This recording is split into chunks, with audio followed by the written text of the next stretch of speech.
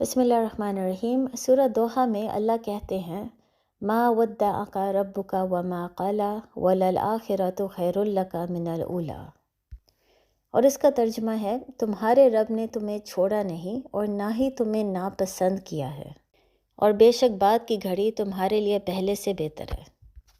اب اس سے پچھلے ایپیسوڈ میں نے توبہ کے بارے میں بات کی تھی کہ توبہ ایک پروسیس ہے جس میں 3 مختلف قسم کے سٹیجز ہیں، اور ان سٹیجز کا مقصد یہ ہے کہ آپ اپنے مائنڈ سیٹ اور اپنی پوری لائف سٹائل کو بدلنے کی کوشش کریں، تاکہ آپ اللہ کو یہ ثابت کریں کہ آپ واقعی اپنے کیے پہ شرمندہ ہیں اور واقعی اپنی زندگی کو سیریسلی بدلنے کی کوشش کریں۔ لیکن عموماً بہت سے مسلمان ہیں جو پہلے سٹیج میں ہی پھنس جاتے ہیں۔ ان کے اندر اتنا زیادہ گلٹ، اتنی زیادہ شرمندگی ہوتی ہے اپنے کیے پہ کہ وہ اس گلٹ اور اللہ کے خوف کو امید میں نہیں بدل سکتے۔ وہ اپنے آپ کو یہ بات نہیں سمجھا سکتے کہ ابھی بھی اللہ کی رحمت آ سکتی ہے، ابھی بھی وہ جنت میں جا سکتے ہیں، ابھی بھی اللہ ان سے راضی ہو سکتا ہے۔ یہ شدید گلٹ اور شرمندگی ابلیس کی بہت ایک عام اسٹریٹجی ہے۔ جب ابلیس دیکھتا ہے کہ ایک مسلمان ہے جو بہت زیادہ توبہ کر رہا ہے، اپنے کیے پہ شرمندہ ہے، اللہ کے قریب جانے کی کوشش کر رہا ہے، تو ابلیس اپنے وسوسے کے ذریعے اس مسلمان کے دل میں اللہ کا اتنا زیادہ خوف ڈالنا شروع کر دیتا ہے، اتنا زیادہ اس کو مزید شرمندہ کر دیتا ہے کہ وہ سٹیج 1 سے آگے جا ہی نہیں پاتا۔ اس کو یہ چیز احساس بار بار کرواتا ہے کہ اللہ کی رحمت کبھی بھی نہیں آئے گی، اللہ تمہیں کبھی زندگی میں معاف نہیں کرے گا۔ لیکن ہم اس میں سوال یہ پوچھ سکتے ہیں کہ کیوں؟ جب اتنی قرآن کی آیتیں ہیں جس میں اللہ کی رحمت، اللہ کی محبت کا ذکر ہو رہا ہے، اتنی آیتیں ہیں جس میں اللہ کی رحمت کی اگزامپلز دیے جا رہے ہیں، اور ہم اتنے لیکچر سنتے ہیں اللہ کی رحمت کے بارے میں، ہم ان سب چیزوں کے باوجود کیوں یقین فوراً کر لیتے ہیں کہ واقعی اللہ کی رحمت کبھی نہیں آئے گی، اللہ ہمیں معاف کبھی نہیں کرے گا؟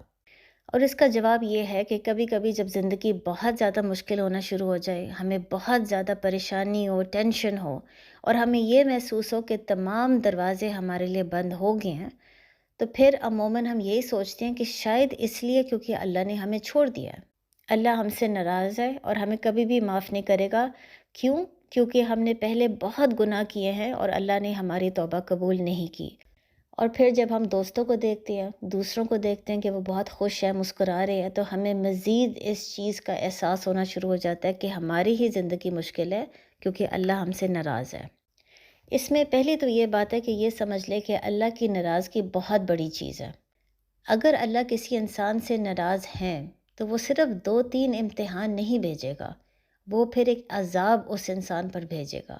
اور اللہ کی عذاب کیا چیز ہے؟ یہ وہ چیز ہے جس سے پوری کی پوری قوم ختم ہو سکتی ہے، جس طرح ہم نے پچھلے قوموں کے بارے میں پڑھا ہے قرآن میں۔ یہ وہ عذاب ہے جو قیامت کے روز آئے گا، جب پوری دنیا ختم ہو جائے گی، پوری کائنات ختم ہو جائے گی۔ اس کو کہتے ہیں اللہ کا غصہ، اس کو کہتے ہیں اللہ کا عذاب۔ تو اس لیے اگر آپ کی زندگی میں چند مشکلات ہیں، اس کو یہ مت سوچے کہ اللہ کا عذاب ہے، اللہ کا غصہ ہے۔ اللہ کا عذاب اور غصہ اتنی معمولی چیز نہیں۔ دوسری بات ہے کہ یہ سمجھ لیں کہ کچھ عرصے کے لیے گھبرا جانا انسانی فطرت ہے۔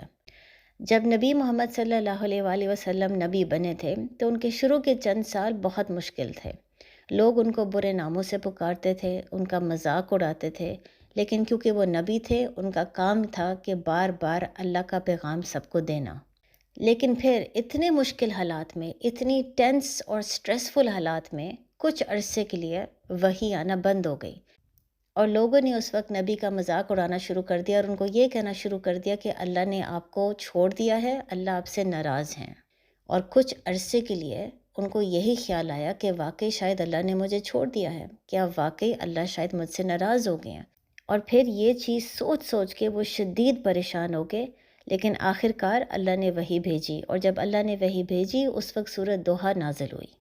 خوبصورتی یہ ہے کہ اللہ جانتے تھے کہ ان کے نبی کیا سننا چاہتے ہیں، اور اللہ نے وہی الفاظ سورۃ دوحہ میں ان کو سنائی۔ اللہ نے سورۃ دوحہ میں بالکل واضح کر دیا کہ آپ کے خدا نے آپ کو نہیں چھوڑا، نہ ہی آپ کا خدا آپ سے ناخوش ہے، اور جو چیز آگے آنے والی ہے وہ پہلے سے بہت بہتر ہے۔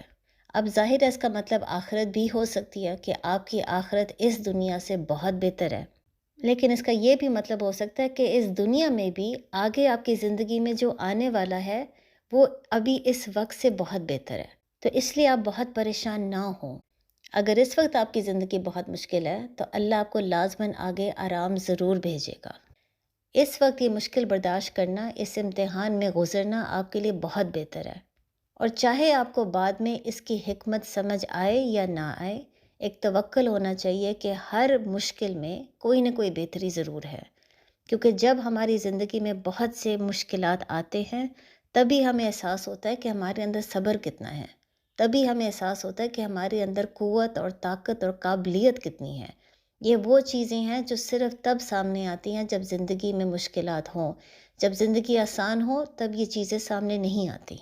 ہماری اصل قابلیت اس وقت سامنے نہیں آتی اور ہم عموماً اپنے آپ کو انڈر ایسٹیمیٹ کر رہے ہوتے ہیں کہ یہ کام میں کر ہی نہیں سکتی، یہ چیز میرے اندر ہے ہی نہیں، میرے اندر اتنی قابلیت اور طاقت ہے ہی نہیں۔ لیکن جب اللہ ہمارے اوپر کوئی بہت زیادہ مشکل ڈالتا ہے تب ہمیں احساس ہوتا ہے کہ جو چیز ہم سمجھ رہے تھے کہ ہم کر ہی نہیں سکتے وہ ہم کر سکتے ہیں۔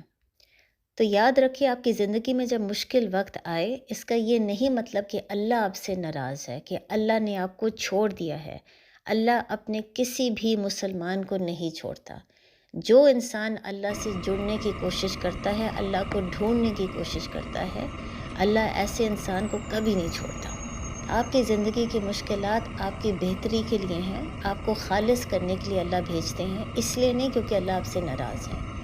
تو اگلی دفعہ جب آپ کے اندر اس قسم کے وسوسے ابلیس ڈالنے کی کوشش کرتا ہے، ہمیشہ اس صورت کو پڑھیں اور یاد رکھیں کہ اللہ آپ کو کبھی نہیں چھوڑے گا، نہ ہی اللہ آپ سے ناراض ہے۔